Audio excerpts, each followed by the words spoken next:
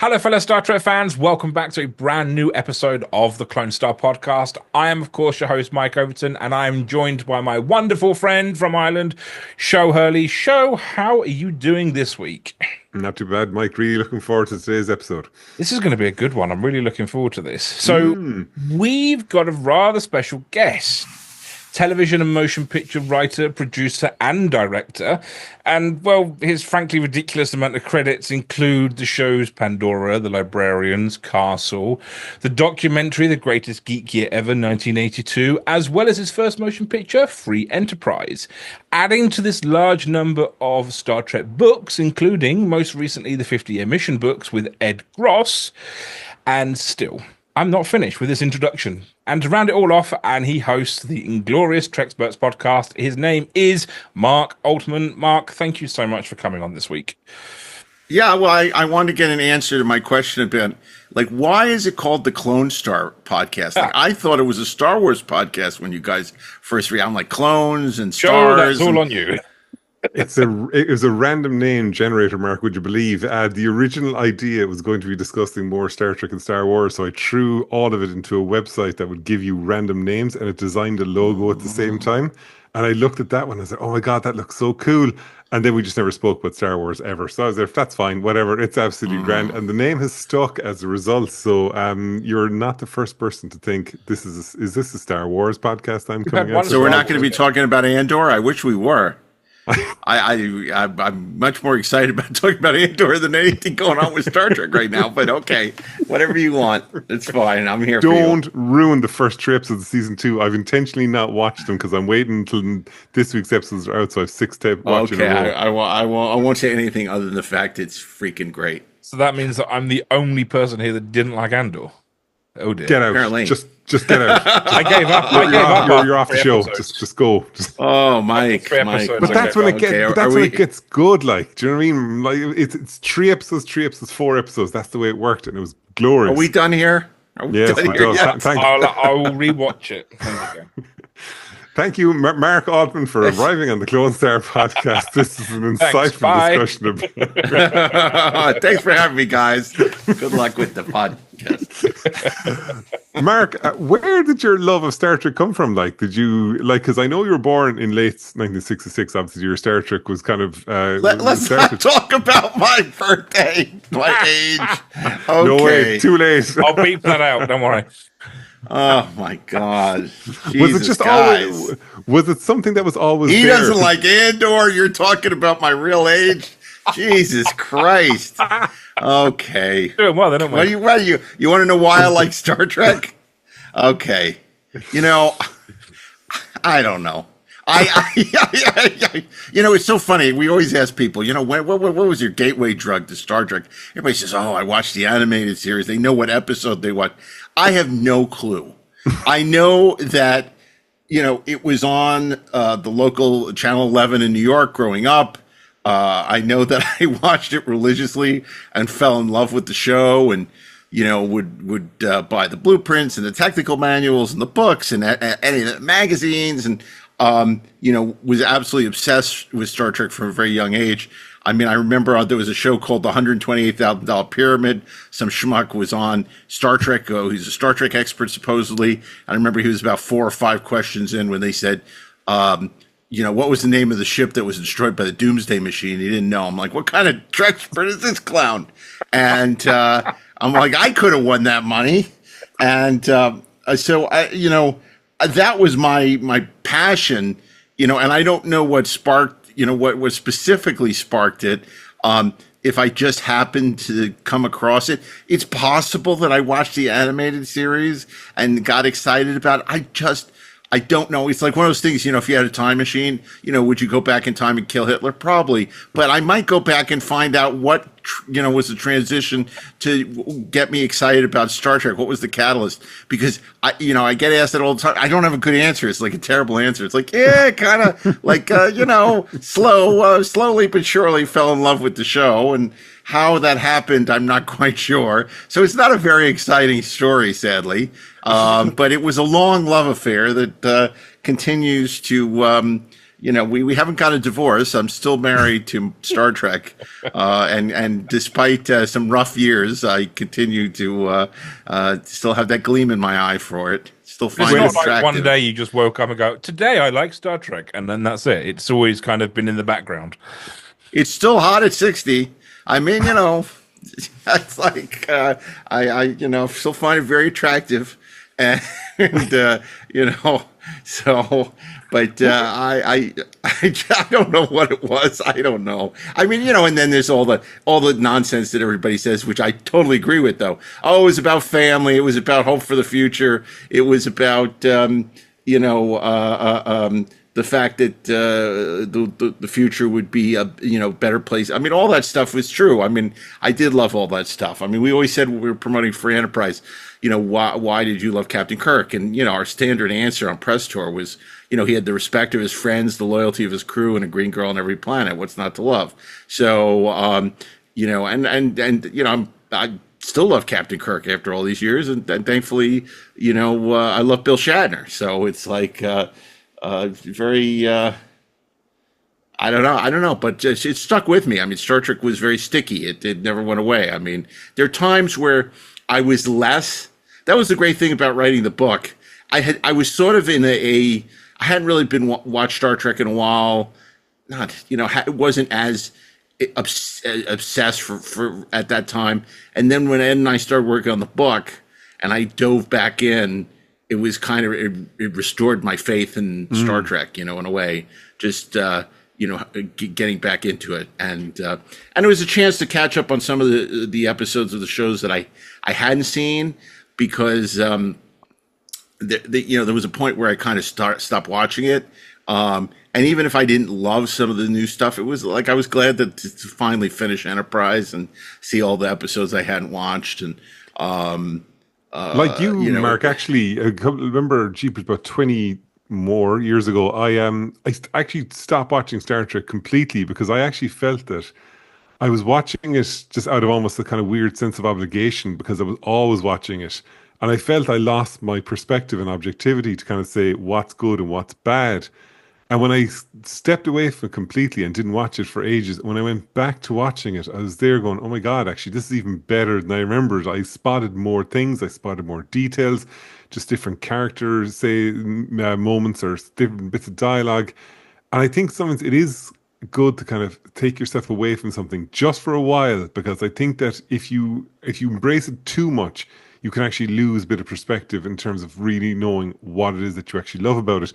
Did you find that you were like that then when you took your break from watching Star Trek? Did you find up to that point you'd watched it too much and it wasn't enjoyable? It was just something that you did? I don't know if I watched it too much, but, having, especially with TOS, having watched all those episodes literally hundreds of times and having a break, it was nice to come back to. Because not that I didn't still have them committed to memory, but I would find things I hadn't found before, maybe found, and Deep Space Nine was still on the air when we were prepping Free Enterprise.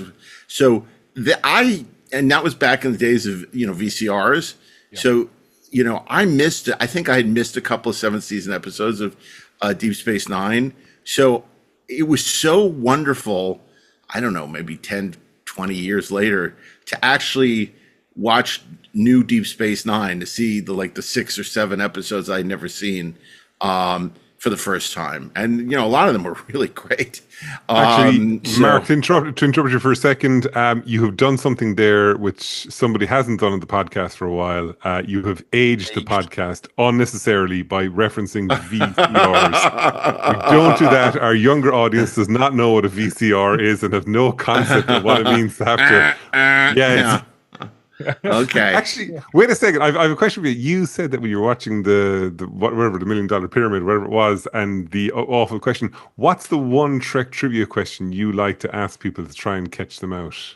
Or do you? Oh man, I don't do trivia because here's the thing. Because we have the podcast Inglorious Treksperts, and I always get people come up and say, "Oh, you're the Treksperts. I'm going to ask you Captain Kirk's safe number or something." I was like, dude, that's not what we do. Like, we're experts in the making of the show, how they made the show, the history of the show, the production. I don't know trivia. I mean, I do, but I'm not like a trivia. Don't care about trivia. Don't know what planet that was. You know, You don't what know the Kirk's difference. safe code. Damn it. I don't care what his safe number is. You know, and Darren does. Darren knows. He cares. I care. But you know, it's just like, so it's so funny when people try. It's like, I'm going to ask you a question and see if you really are a Trekspert. And it's like, sure, do that. You know. Okay? So basically, Mark, what you're telling us here live on the show is that you do not know the access code Data uses to take command of the Enterprise in the episode Brothers. No, I have no clue, and I don't like numbers. I don't like numbers. I don't remember numbers. I don't care. Just put it there. Show, what is it then? Shut up, because I can do it. I will never do that live on camera ever under any circumstances. You know, I mean, I do know Destruct 01, you know, Destruct 0, you know, but you know, I don't really, you know, care about all that stuff. Although it's really funny because we were having, you know, we'd had Frakes on the show recently, and at some point, no, I think it was at dinner, we had been talking, and we were talking about our favorite shows, and we were talking about Mad Men and, you know, Breaking Bad and all these shows. And, you know, me and Jonathan have like kind of the same favorite shows of all time. I said, but you know, there's one difference. He goes, what's that? I said, I said, Star Trek's one of my favorite shows. I don't think that'd be on your list. Mark, so just in terms of say, like from obviously like the Star Trek and all that, like you've been a journalist, you're a writer, you're a producer, you're a director, you're all of these things. Like, why did you want to get into that? Well, you know, look, I think, you know, it's a good connection to Star Trek. I was inspired by, and I'm not the only person, I'm sure Sussman will tell you when you interview him, other people tell you this. There was a book. Your audience knows what books are, right? I know they didn't know VCRs, but books. So there was a book called The Making of Star Trek that was written by Stephen Whitfield and Gene Kuhn that came out in the mid-1970s. Or, well, it came out earlier than that. I read it in the mid-70s. There was a book by David Gerald called The Making of the Trouble with Tribbles. There was a book called the Jaws Log about the making of Jaws. I think it was those three books that basically said to me, wow, people make this stuff for a living, and this is how they do it. And Star Trek isn't just this thing I watch, but something that was lovingly crafted by these really smart and interesting people. It's probably the first time I ever heard of Gene Kuhn, you know, Bobby Justman, you know, beyond the Roddenberry cult. And I love Gene Roddenberry. I'm just saying there are a lot of other people. And so that probably sparked me in being interested in working in film and television. I then, at a very young age, my mom took me to see North by Northwest at a revival house, The Failure, which eventually became the Leonard Nimoy Theater. It was called The Failure at the time, and then he donated a bunch of money, and it became the Leonard Nimoy Failure. But so I saw North by Northwest at a very young age. So it was a combination of those things. And I would have to say seeing Star Wars in 77, you know, too, you know, all those things cumulatively, you know, convinced me at a very young age that this is what I wanted to do. And of course, I was making Super 8 movies at a young age, and you know, it was very clear to me that this is what I wanted to do. And for a long time, even at you know, in my teenage years, I mean, starting like in middle school, I was doing a fanzine called Galactic Journal with some of my friends. I think in 78, we started with Galactica. And I did that for many years, like through college, and it got more and more professional. And we started doing interviews with a lot of people. This is before podcasts. So, you know, this is how you would interview all these people you wanted to meet and, or talk to. And, so I did that for a long time. And that ultimately led to, you know, me being an entertainment journalist for a while and doing some writing and some books at that. You know, my first book was on Twin Peaks, of all things. Oh my word. You know, and, that was exciting. And then, you know, obviously I started writing about Star Trek for Cinefantastic, the late great Cinefantastic magazine. And the way that happened was I had been writing about it for my school newspaper because I was editor in chief, and then also for Galactic Journal, and my college professor really liked my writing, and he was writing for Cinefantastic. So he introduced me to the editor, and he said, "Oh, we're looking to do stuff on all the problems at Star Trek right now," and of which there were many, with the writing staff, the revolving door, the Friday Night Massacre. And I had been doing sort of some of this, not like Starlog type pablum, but like really incisive sort of muckraking kind of stuff. And so I started writing for Cinefantastic, and he loved what I did. And then, for many years, I wrote for Cinefantastic about Star Trek. And I mean, the first time I ever, since we've revealed my age, I will say the first time that I ever went to California was towards the end of college. I went, the first time I went was for the 10th anniversary of Star Wars convention that Creation did. But a couple of weeks later, I got an invitation, press kit from Paramount saying, production's beginning on Next Generation, and here's like 50 different ways to cover it. They had all these ideas. They were begging people. It was first run syndication.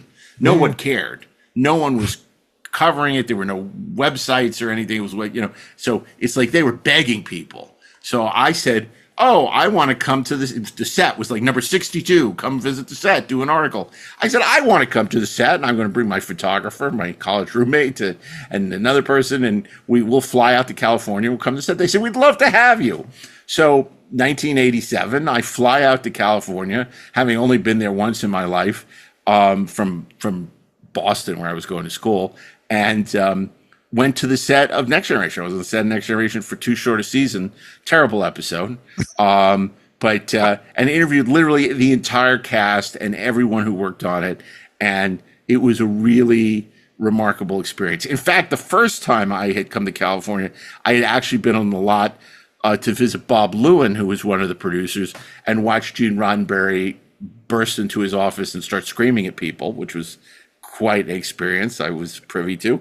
I got to see his face turn red and him yelling and screaming at people, which was great. It's like, oh my gosh, Gene Roddenberry, and he's screaming at people. This is awesome. And then I went to the commissary to get lunch, and they were filming Farpoint at the time. So there were all these people in Starfleet costumes and stuff. And I'm just like, this is the greatest thing ever. So I was at the right time, at the right place, and it definitely fanned the flames of my passion for Star Trek. And then it was sort of my first step into the world of Star Trek, which obviously has, continued ever since. So Mark, obviously, look, you were there at the time. I was the grand total of 4. When the Next Generation was starting, right? Rub it in, dude. Rub it in. I won't even say how old I was at that point. Just the 16 years between us, Mark. That's all. There's no worries. But then you say, you look so young. I would have no idea that you were that old. Okay, keep going. So in terms of then, say, like obviously 1986 with Voyage Home, huge success, the whole lot, and the Next Generation's coming out, and there's all this thing of like, wait a second, these guys aren't Kirk and Spock and all that. Like, what was the average? Because as you said, Paramount were basically screaming at people, for the love of God, give this publicity. We want this to kind of land. People who weren't there, they don't get it. They don't get it. It was so crazy. There was such antipathy towards the Next Generation. And it was first, like, people were like, what network is it on? And it's like half of them were UHF stations, like here in the States, like, which is like, the worst thing in the world. And it's like not even being like on real TV.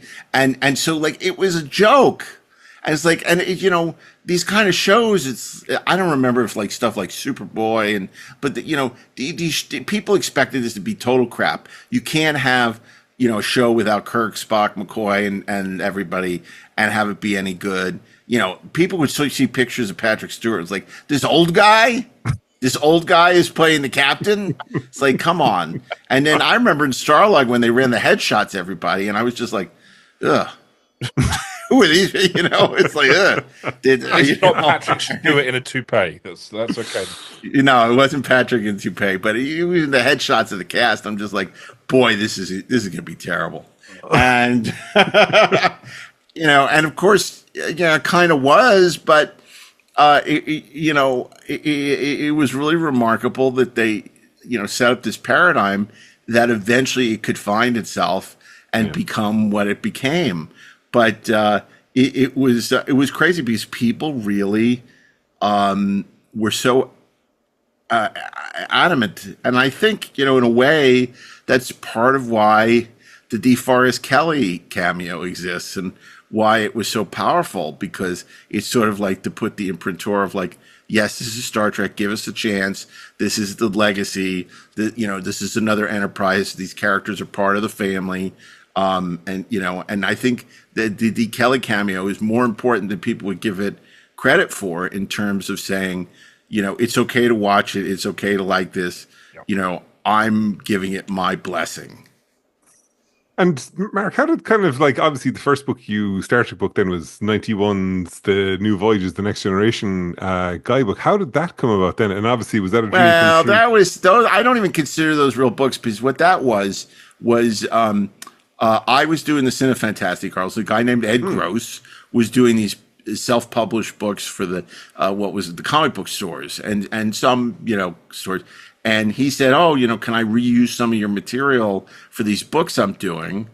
And I said, "How much are you gonna pay?" And I said, "Oh, wait, you used to write for Starlight?" He said, "Yeah." And we had to become friends, and so I ended up letting him use a bunch of material, and he published like 9,000 of these fucking books, and they were really good, and they were really good at the time, and obviously a lot of great material. Most of it was all stuff I'd used in the magazine, or interviews that I had done in the magazine was stuff material that didn't fit in the magazine. So he did a bunch of those books. It wasn't until later that we ended up selling Captain's Logs to Little Brown, which was more of an episode guidebook, which was also recycling a lot of material that I had done for Cinefantastique. But at the time, it was a big publisher. They paid us a lot of money. It was good. Went on press tour. That was great, because I went on press. That was back when they did press tours before Zoom and satellite. So like I went to like 10 cities and did a whole bunch of bookstore stuff and signed a ton of books. And, it was great, because they put, it was like the beginning of me liking nice things. Like they would always put me in the nice best hotel. Like I'd be staying at the Ritz-Carlton and stuff. So I acquired a taste for it. It's like, I have, what is it Spock says in All Our Yesterdays? I've eaten meat and liked it, and it was kind of like, so, after being on press tour, I'm like, yeah, I could get used to this. So that was a great experience. And I remember I played hooky when at the end of the tour. I was in San Francisco. It was the day GoldenEye opened, and I'm like, "Fuck, I'm not doing this. I'm going to GoldenEye." I went to the GoldenEye, and there's like I got to the signing late, and they're like, "Where were you?" I said, "Doesn't matter.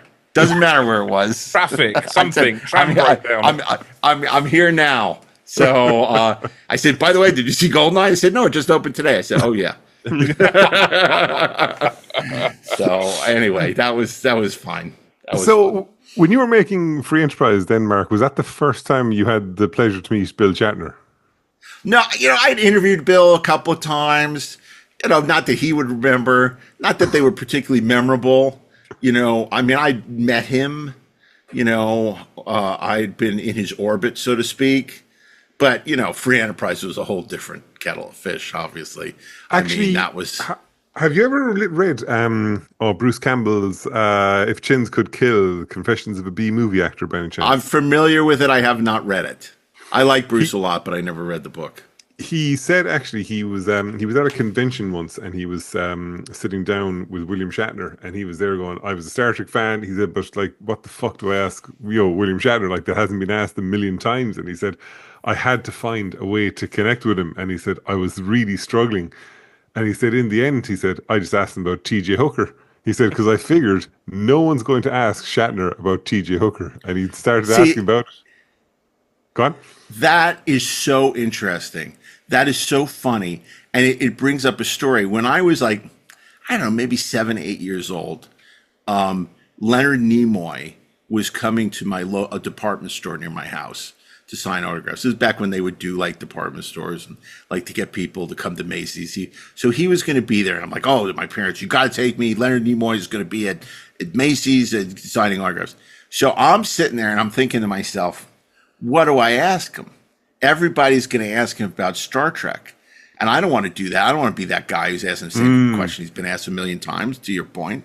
And I said, so I get to Leonard Nimoy, and he says, he had a little thing to sign. I said, so Mr. Nimoy, I said, when you do In Search Of, do you go to any of those locations, or do you just record a voiceover in the studio? And I'm 8 years old asking this question. And he goes, no, I just record them. I don't actually, go anywhere. I said, oh, well, that's very interesting. Thank you. You can make it out to Mark.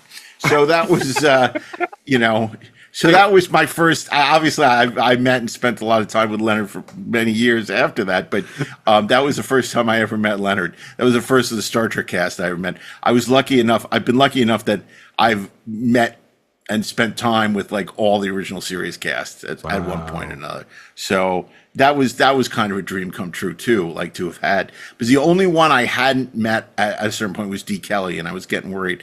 And then this was back in the 90s, I guess. Creation was doing like 6 shows a weekend, and so they needed people to run some of their shows when they had 5 or 6 shows because they didn't have enough people. So they would hire me to come in and run their shows, and one of them was with D. Kelly in San Diego, and I got to spend some time with him backstage, and we talked for a while. And so that was the last of the cast that I didn't really know at that point. Is he as charming a gentleman as we've always been told he is? I expect more. Yeah. They were all, they were all so different. I mean, when I met Doohan, the first thing he says, "Where can I get a drink, kid?" It's like, okay, well, Jimmy, I'll work on that. Actually, I have a question for you, Mark. Like when we were talking about Shatner earlier on, and I've actually been randomly going back through all his autobiographies recently. So I've been listening to like Star Trek Memories, Star Trek Movie Memories. I've been going back through like all the later ones and things like that then as well. Over the years, like, have you gotten to know him a bit more? Because I'm just curious in terms of, when I listened to Star Trek Memories, I think that's the first one he did, and it's interesting listening to him there. It's not. See, you're missing out. He did a bio in the 70s called. It wasn't an autobiography. It was with the 2 girls with Sondrak and Marshak. Yeah. It was called To Boldly Go or something, and it's so interesting to compare how the stories evolve through the different books. And I've always been fascinated. It is totally Rashomon, but it's the same person telling them. But each time the story is different. Yes, exactly. Yeah, because when I've been listening to them all, there's inconsistencies in the stories. Because they're going, wait a second, the previous book you didn't say that. That's not the way that could have happened, and things like that. He leans into the entertainment value of a story. Yeah. I mean, this is what I say about all the cast. The problem about writing about Star Trek is that so many of them don't remember. But they remember the stories they tell at the conventions, and each time the stories evolve for entertainment purposes or for laughs. So they've gone so far from what the original story is that they bear no resemblance to the truth. So you can't really go off. There's a lot of things that have been exaggerated or misrepresented by the cast, things that have happened. I have to say, one of the more remarkable experiences I had recently with Bill was we did a live screening of Star Trek V, and where he did commentary through the movie, and we talked through the whole movie, and Bill and I talked like a week before about it, and he says, "No, I really want to be honest," and I said, "Yeah, that's what I want. I want you to be to be honest." I said, "I'm going to ask you some difficult questions. And if you're willing to be honest, I think it's going to be great because you really did get screwed on this movie. And I think it'd be good for you to, talk about, why certain things happen that sometimes you get blamed for, which is really unfair."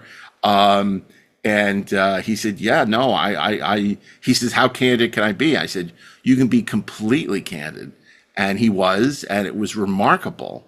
And it was really great. And I never seen him quite that unfiltered and, not trying to get a laugh or get to, he was just being super honest. And it was a really great night. It was a really great night. I mean, I love Bill. I've had nothing but good things. We had a great time making the movie with him. Then we went to the Cannes Film Festival with him, with the movie, and that was great. And over the years, I can't say enough good things about him. Mark, am I right? Did you have Lawrence Luckenbill on the podcast on the show a year ago? Did you by any chance, or am I completely misremembering that? Yeah, we had Larry on the podcast a year and change ago, and then we had him in Vegas, which was great. We had he was the only person we had on 2 panels. So he did a Star Trek V reunion with Cynthia Gao and Ralph Winter and John Simpson, a couple people. Then we had, because he just had a book come out, his memoirs come out. And so we had him come back on Sunday to just talk about him and his career. This one which right is a great here. book. It's a great book. And the problem was, so Star Trek V was packed. The next day, we couldn't figure it out. It was very sparsely attended. I felt terrible. What we found out was Shatner was on the other stage at the same time. So no one had told us that Larry, we would not have put Larry against Shatner. We put him against the Discovery cast or something, right? We would not have put him at the same time as Shatner. But obviously, given between Shatner and Luckenbill, most people went to Shatner. So we have Luckenbill coming back this year, because I want to give him another. He had a great time, and his family is amazing, and it was still great. And he sold a ton of autographs, and he's so great. He's so great. And so has great stories about the making of that movie. We've become really friendly with him, and he's very appreciative because we've really sort of given him this kind of victory lap. And I'm trying to reconnect him and Bill. Hopefully, in creation this year, we'll put the two of them together. We had Larry on the show last year. Actually, it turned out his ancestors are from Cork here in Ireland. So what I did is I bought him a book about the history of Cork City, and I got it posted over to his assistant. So she sent me on a picture of Larry with the book, and I was there. Oh my God, this is just that's nice. Him and his whole family are just. I can't say enough good things about them. He's a really interesting guy. And you having read the book, what a crazy life he's had.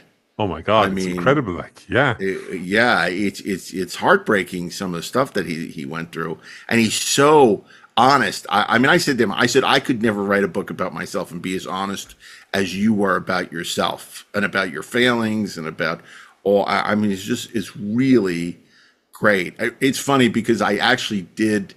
When he sent me the galleys, and I sent him a correction on, I forget what it was. It was something in the Star Trek section.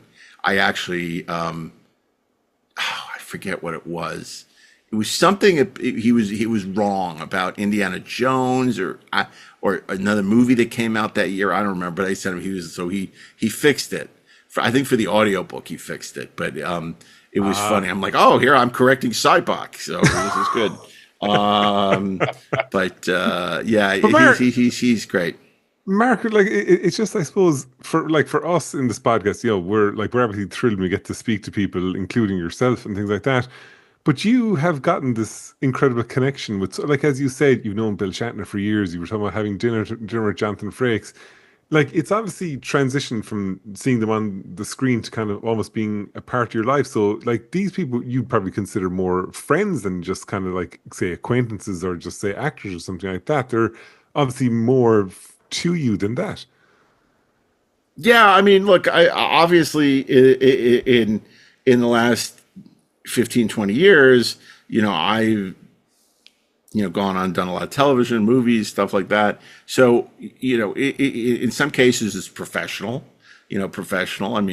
hopefully in other, but it definitely, it has evolved. I met Frakes for the first time, on the set of Next Generation wearing, he was wearing a pink bathrobe and sitting in front of his trailer because he hated wearing the uniform, and I always give him shit. When we were on The Librarians together, he was directing and I was a co-EP, I would sit in the Video Village. I said, whatever happened to, just out of the blue, I said, whatever happened to that pink bathrobe? Because, that's a good question. I don't know. I said, it's too bad. You could probably auction it on eBay or something for a lot of money. Because, you're right.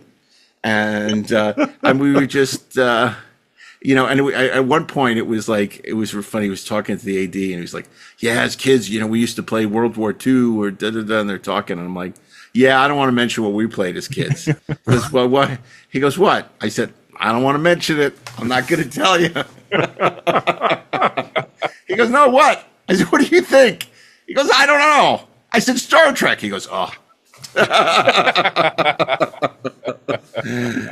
And like in terms of then say with all the other stuff that you've done, as you said, like working on the librarians and things like that. Again, how did all that come about? Because obviously, I mean, you made Free Enterprise in '98 and all that kind of thing. Like when Mike and myself were talking earlier on, I was there going, like Mark said, the most ridiculous career altogether. Like everything that you could want to do, Mark has kind of done it.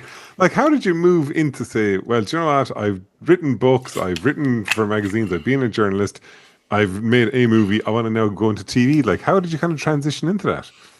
Well, that was always the goal. And we were doing, after I bought Cine Fantastic, after the publisher had died, we then launched Geek Magazine. And I was doing a bunch of branded CFQ movies under the CFQ moniker. We were doing some lower budget horror movies and stuff. And I had an opportunity. I remember the Sci-Fi channel called me one day and they said, we want to do Blade with zombies. And I'm like, oh. And he says, you don't want to do it? I said, no, we'll do it. But I had no idea how to do it. And I called up a friend of mine who was a TV writer. And I said, hey, you want to do this together? Because I don't have time and I don't really know what the hell this is. And, we wrote it together. We had so much fun, and he had just come off NCIS and a bunch of shows. And I said, and he said, like, we should be a writing team. I said, oh yeah, this was a really fun experience. Let's do that. And so then we got hired on Castle based on a script we had written, and then after that, once you're in, and then just kept moving up the food chain. So until we were running shows and things. Mark, you just made that sound like the most easiest thing to do. Anyway, I sold the spec script. Now I was running shows. It was fine. It's the obvious logical progression. It happens so easily.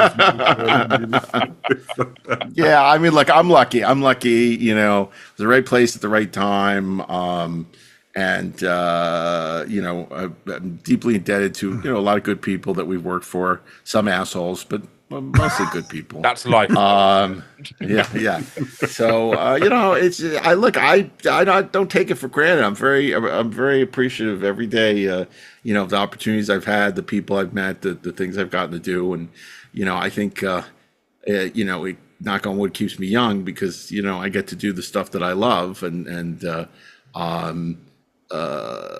fact that here I am still talking about Star Trek and writing about Star Trek, and even doing Pandora, even though we had $1.95 to do that show, do a science fiction show, I had the time of my life. I mean, I remember one night we were shooting on the back lot, and I came in, and it was like Saturday night, and 3 a.m. in Bulgaria, and I'm just looking around at all the sets, and it's dark, and I'm just thinking like how cool it was that everything sort of came out of my head onto the computer, and now it's all sitting here, in Bulgaria, and we're doing this, and it was just, I'm just, like I said, very grateful, and that was a really tough show, but I kept saying to myself, look, Babylon 5 was like the also ran in the days of Deep Space Nine, where they had no money.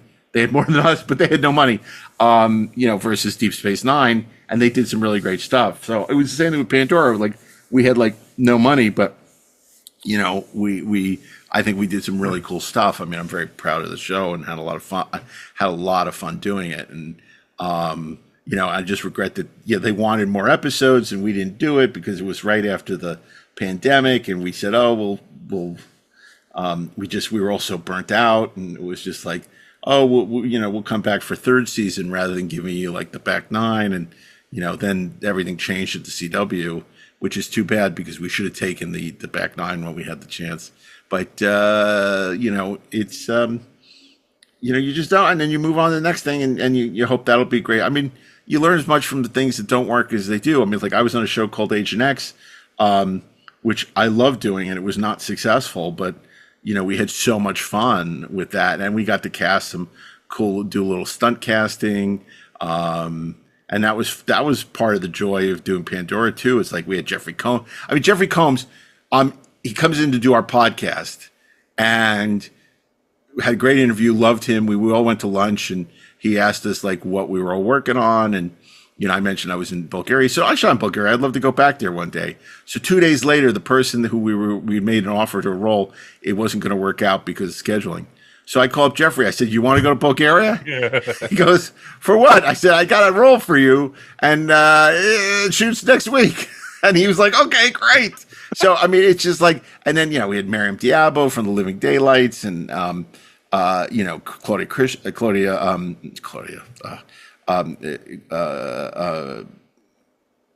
what's her name from Buffy? Oh my God, I'm losing my mind. The wonderful who played Cordelia. I can't believe I'm forgetting her name. She's wonderful. We just had, it was so great to have, and we would have had. I'd actually been talking to Bill about doing the third season premiere had we gotten renewed, which would have been awesome. He said, "I've never been to Bulgaria." I said, "Well, it's a big chance to get away from it all." So. I love it. I love a smooth Star Trek reference in a situation like that. Very, very good.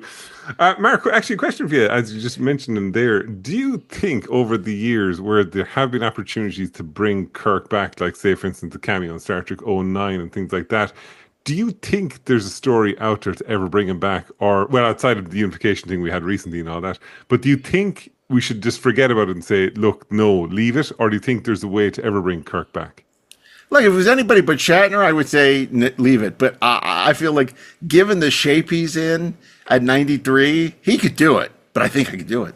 He could do it, and it's like, I don't want to give up on it. It's like, after, his ignominious death in Generations, I would love to see him get one more. But it has to be the right people doing it. Yeah. It can't be this group of people who are doing certain things now. It has to be people who understand that character and who understand the magic, the alchemy of Shatner.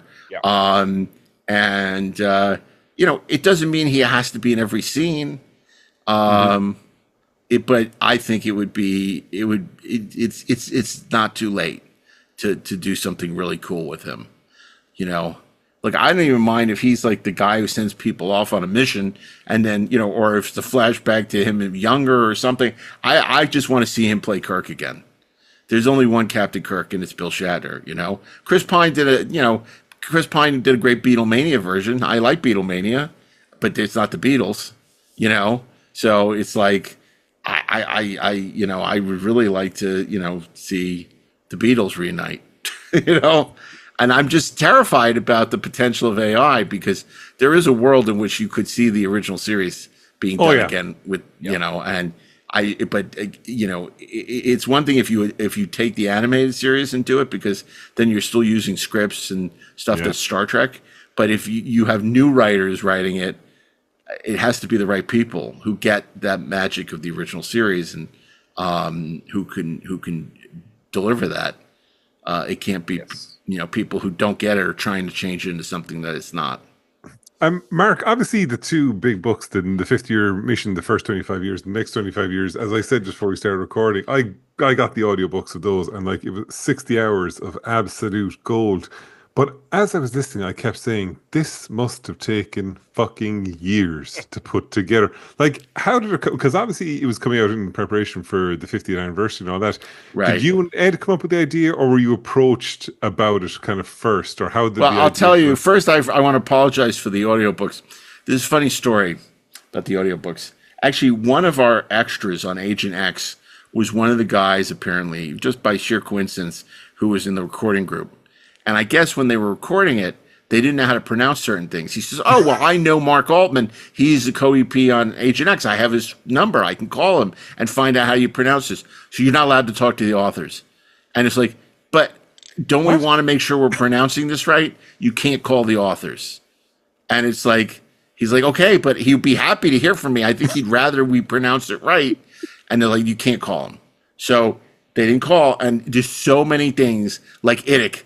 IDIC, and it's like they mispronounce so many things, and it drives me crazy when I hear people say, "I love that book," but man, on the audiobook they mispronounce so much shit, and I'm like, I know, and it's so frustrating because all they had to do was call me, and I could have set them straight, and they could have, but they wouldn't.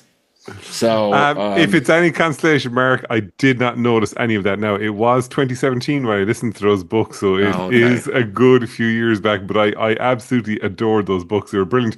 How, in the name of God, did you go about making those books? Because it was really interesting. We were getting close to the 50th anniversary, maybe 2 years out. And Ed Gross calls me. He says, Mark, we haven't done anything in a while together, and it'd be great to do a book for the 50th on Star Trek. I'm like, no, I don't think so. And he's like, why not? Why not? Even I'm on Ed's side here. Like, going, why in the name of God? Because they're a lot of work. It's a lot of work, and it's and I'm just like, I don't know, and because if we did it, it'd have to be definitive, and then it's funny because then I said, I gave him an out. I said, I just read this book called I Want My MTV. It's an oral history of MTV. And then I read this oral history of Saturday Night Live, which was really great. I said, maybe if we did as an oral history, he said, that sounds great. Let's do it. I said, hold on. I said, I'm saying maybe. I said, look, you can talk to our agent, and if she can sell it for X amount of money, then I guess I have to do it. I said, otherwise, I'm not interested. Hang on a second. I gave something crazy. Can I ask you a question here? In terms of the relationship between you and Ed, is Ed the ideas man and you're the nuts and bolts kind of guy in this? And he'll no, I'm both, but in this case, he was the instigator. So I love it. So he went to our agent and told her everything. And like the next day, I get a call from our agent. I sold the book. So it's like, oh, okay. Well, I guess I'm stuck writing this shit now. So Ed and I then divided it up. It was really funny. I said, look, I'd love to, who's going to start, because even though we rewrite each other, each person was responsible for like starting, doing the heavy lifting on a different part of it. And so I said, I'd like to do Enterprise. He goes, really? Why? And I said, because I haven't really seen a lot of the show, and it was past when I was no longer a journalist, so I haven't interviewed any of those people. So I'd be starting from scratch, and I think that would be really interesting. So I want to do that. And so we ended up writing a book, and it was super long. I mean, it was insane. We called up our editor, and we said, we got good news and bad news. He goes, what is it? The good news is we're done. And he says, oh, good. I said, what's the bad news? Bad news is it's really fucking long. It needs to be 2 books. And he's like, I'll be the judge of that. So we sent it to him. And on Monday, he texts us back and says it's 2 books. Thank God, because we had to cut that down to 1 book. We would have been so freaking fucked. But and it was great. And I'm so proud of it because we really wanted to cover stuff nobody had done before. And we, the oral history gave us a real way to do Rashomon, where rather us settling on what happened, let everyone say, and then the person reading can say, okay, this is what I think happened based on the 3 different stories I'm reading. We were just able to cover, so much of the franchise that I think other people leave out, and have access. We had incredible access, and part of the reason we were able to do it is because Ed was writing for Starlog since the early '80s, so he had all these interviews with a lot of people who passed away, a lot of on TOS, a lot of directors, writers, stuff. Thank God for that. So we weren't going to secondhand sources. That we actually had people. I mean, and like you said, there was so much in there about Gene Coon and his involvement in the original Star Trek. Like, it was actually like I knew the name, I knew some of his contributions, but until I read the book, I didn't realize like how important he actually really was to Star Trek. That was really important to us because I really consider it, and Ed too, important to carry on the legacy of Gene Coon, because he was so much a part of the show. And of course he died in 1973. And so there's no one, he's not part of, this crazy cult that is Star Trek. So it's really important to shine a light on him because he, came up with so much of what we take for granted and brought so much to the show. And so much of the DNA of Star Trek is not just Gene Roddenberry, who deserves a ton of the credit, obviously, but Gene Coon as well. And so I have a lot of respect for him, and I feel like Star Trek is what it is because of Gene Coon. And so I'm always glad when we can, showcase how important his contributions were to the show. And he was a really he was a remarkable guy. I mean, you hear Ande Kindred talk about him, and she says, she was one of the people who was not only close with Martin Luther King, but also Malcolm X. And she says the third person that troika her in terms of important in her life that she was Gene Coon. And Gene Coon, his father was a Klansman, but he was like someone who was so open to wanting to understand other cultures and value, because he went to, in war, not only, he was in the Korean War as a journalist, and he was, World War II. So he hated war, and he was very much someone who wanted to understand other cultures rather than demonize them.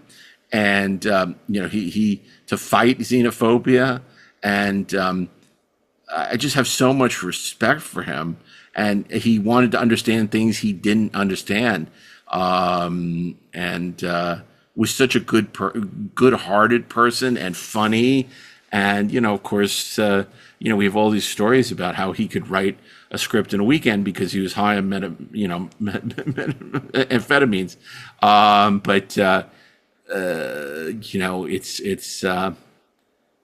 There's such great, just remarkable stories there. I love the Gene Coon stories. And Mark, moving on to the podcast, where did because you've done so much, why did you decide, right, that's it, I'm going to do a podcast now at this point? Because you've spoken to so many people, you've kind of expanded on kind of what the book does and all that. What was it in you that kind of said, this is what I want to do now? That's a good question. We were doing a podcast called The 430 Movie. We still are, but about where we read movies. For some reason, I'm like, well, we have so much of a presence in the Star Trek community.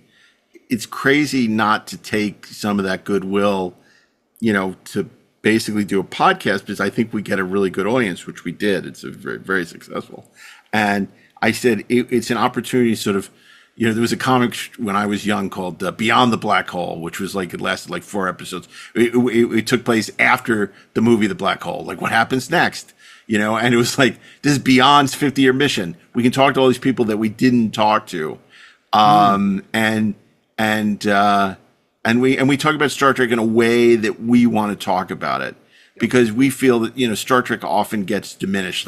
When you watch in the local news, we beamed into the local Star Trek convention and met the Trekkie fans. And it's I hate that, because I think there's a lot more substantive stuff to discuss when it comes to Star Trek. It deserves more respect than all they think of, is weirdos in costumes, right? And so, it's part of it's part of continuing the mission of Free Enterprise, right? And so the podcast was really great because it allowed us to talk to people like the guy who we tracked down the guy who did the photo novels in the 70s, and we keep finding these remarkable people that no one's talked to.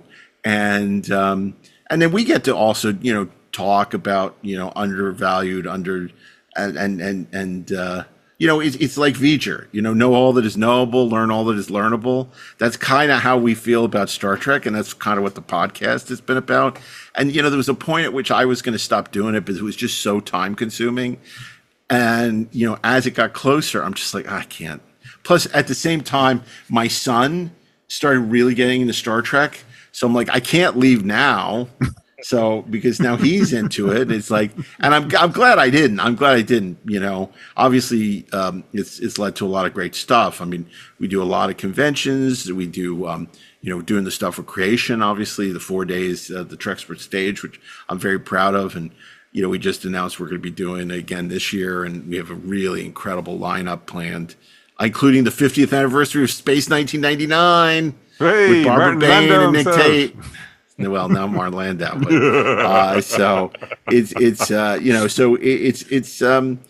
podcast has just been a chance to go beyond the book and talk to a lot of really interesting people and find other ways to examine Star Trek. Some of the best episodes are not episodes where we interview anybody, but we did a thing on all the show Bibles and talked about how those Bibles, how the shows strayed from the Bible and maybe how they didn't, and what would have worked had they stuck with it and what wouldn't have worked. And We had the president of 20th Century Fox debate Darren as to whether Star Trek 6 is a good movie. I mean, which is amazing.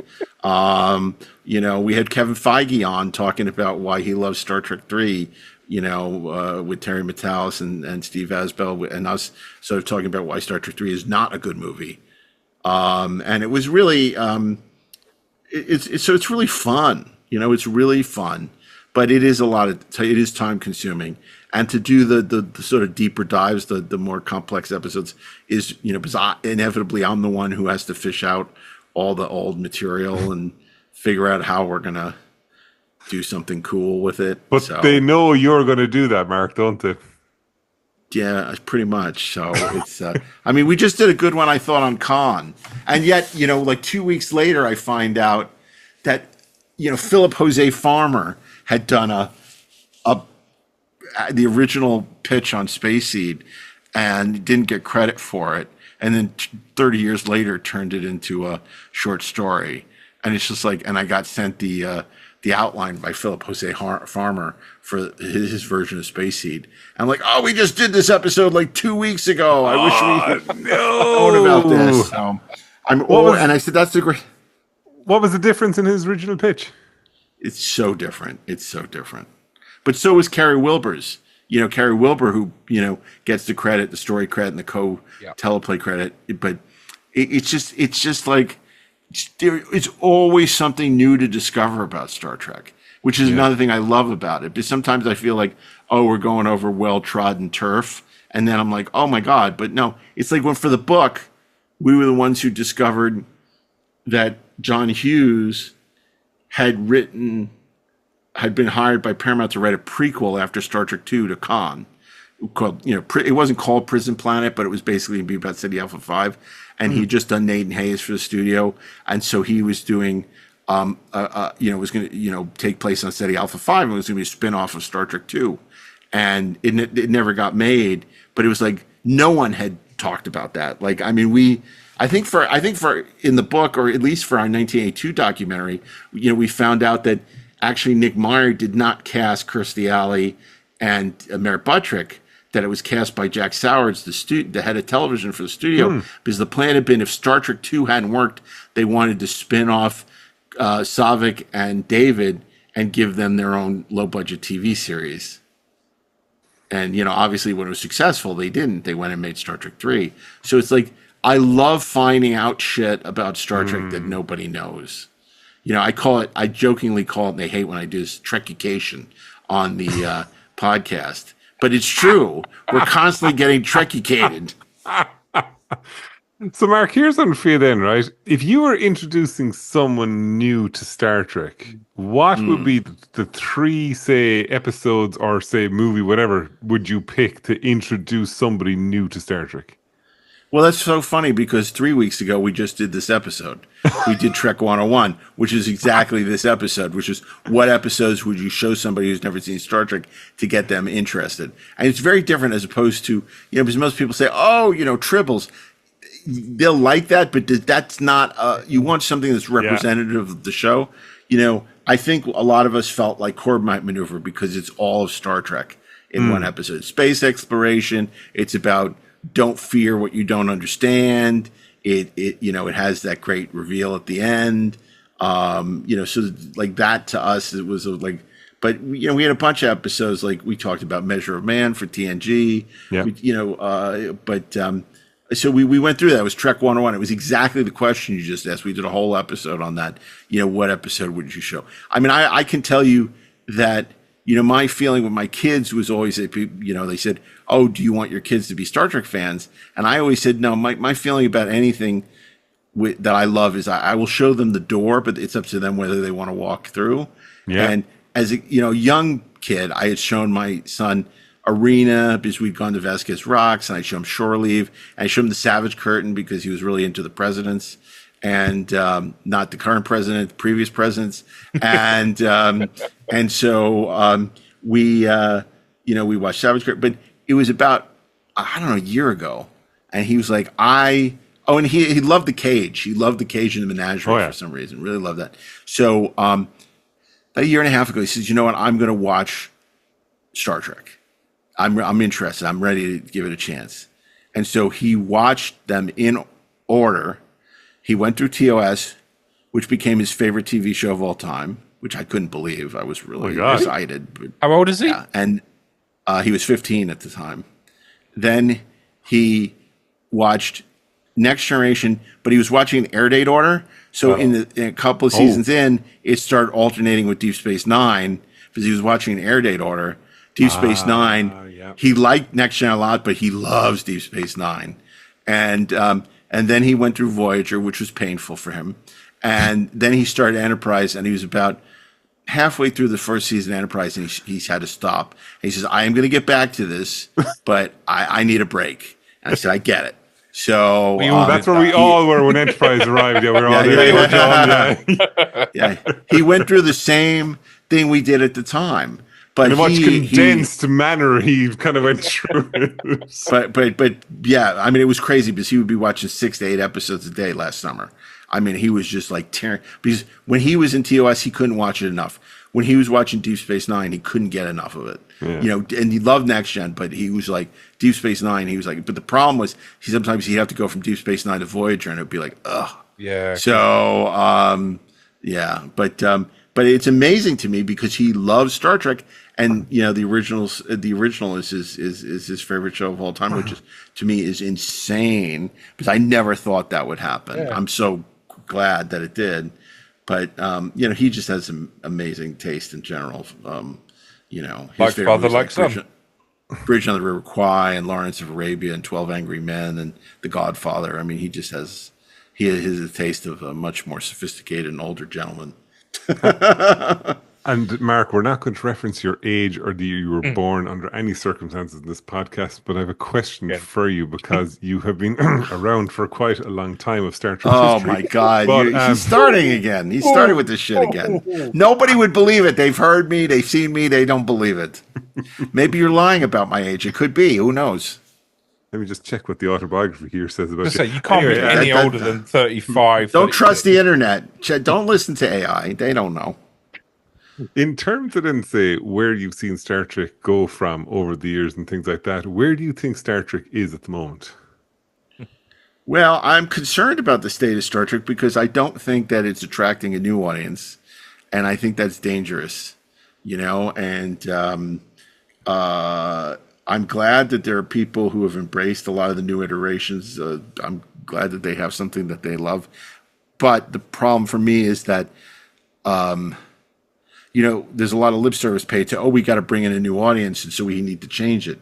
I don't think that's the case. What needs to happen is you need to make good Star Trek that attracts a new audience. And, you know, I think one of the biggest problems with Star Trek, look, I adore Picard Season 3. I love it.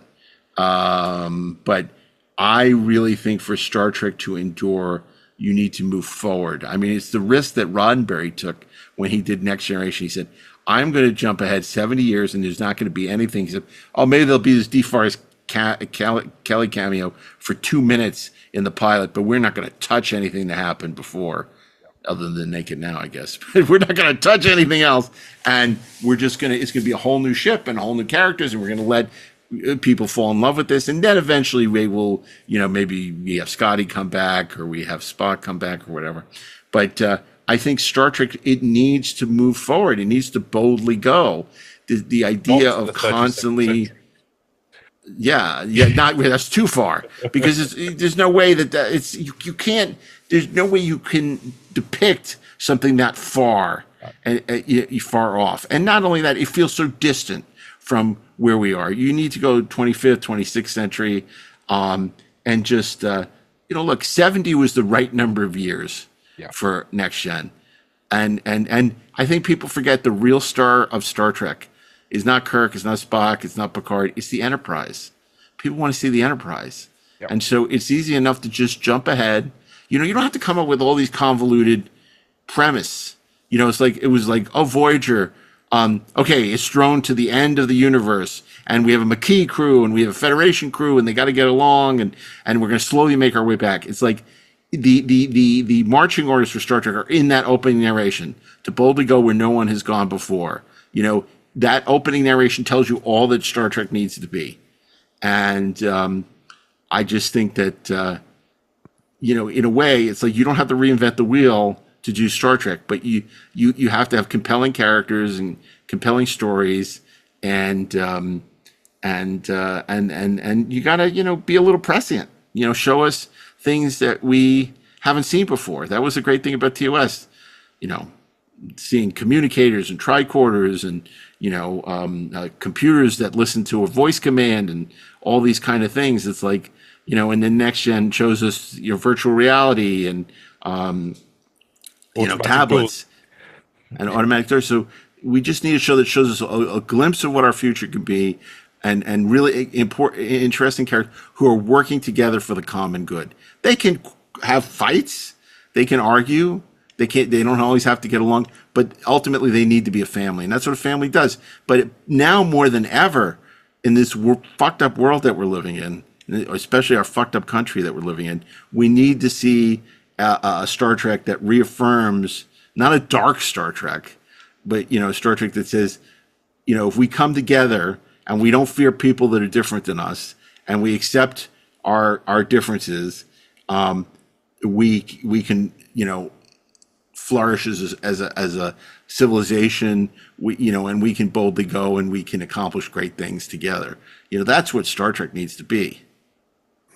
And Mark, just in terms of everything you're doing with the podcast and things like that, and creation, entertainment, and all that, is that what your kind of plan is for the next while, or is there any plan to do any more books or anything like that? I'm conscious of the fact that outside of the 50-year missions, you did the Star Wars one, your James. No, these are all my hobby, man.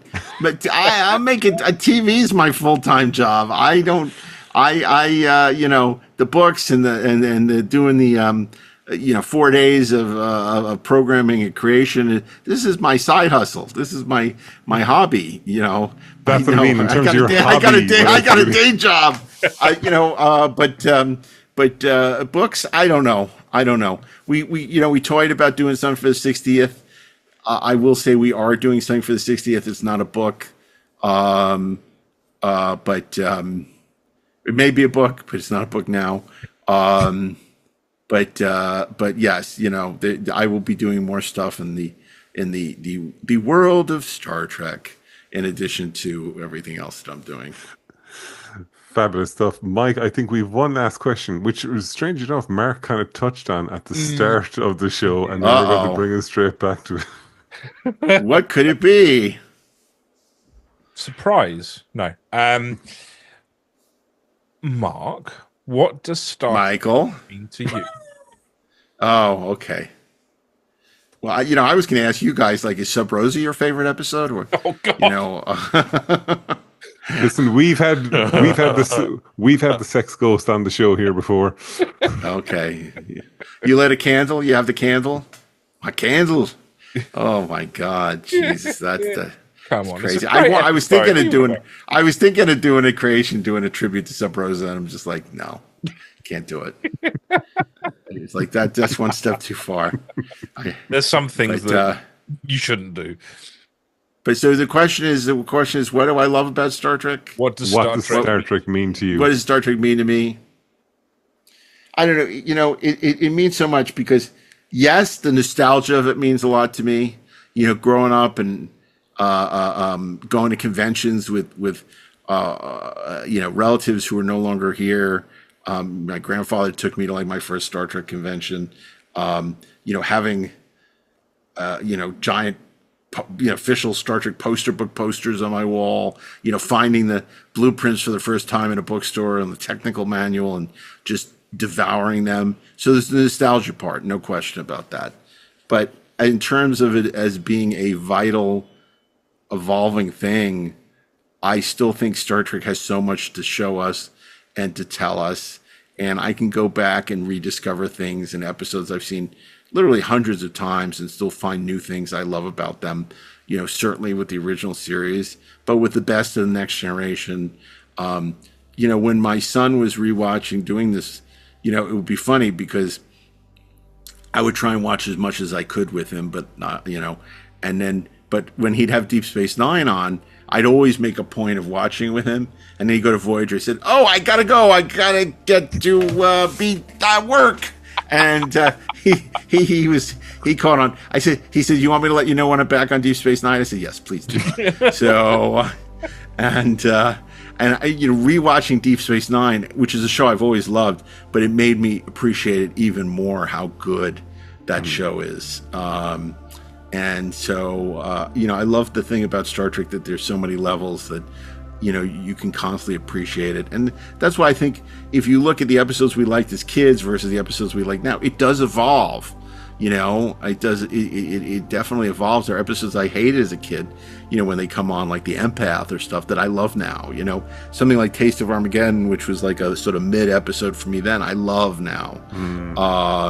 It's the same thing with all the shows.